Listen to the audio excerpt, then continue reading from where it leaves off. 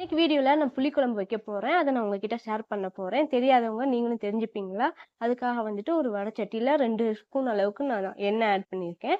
இது கூட 1 ஸ்பூன் அளவுக்கு கடுகும், 3/4 ஸ்பூன் அளவுக்கு வெந்தயமும் நான் வந்து சேர்த்துருக்கேன். அப்புறம் நறுக்கிய பெரிய தக்காளி 2ம், அப்புறம் வந்து 2 கை அளவுக்கு சின்ன வெங்காயமும் நான் முழுசா வந்து அப்படியே எடுத்து வச்சிருக்கேன். இப்ப இது வந்து வதங்குறதுக்காக நம்ம லைட்டா வந்து உப்பு ஆட் பண்ணிக்க போறோம். இது கூட வந்துட்டு நான் பெரிய சைஸ் எலுமிச்சம்பழம் அளவுக்கு புளிய கரைச்சு வச்சுட்டு, அது கூட 2 1/4 ஸ்பூன் அளவுக்கு புளி குழம்பு பொடி ஆட் பண்ணிட்டு, அது கூடயே நான் வந்துட்டு கல்லுப்ப நான் வந்து கரைச்சு எடுத்துருக்கேன். இப்ப நம்ம வதக்கி வச்சிருக்கோம்ல, அதுல வந்துட்டு இந்த தண்ணிய வந்து ஆட் பண்ணிக்கோங்க.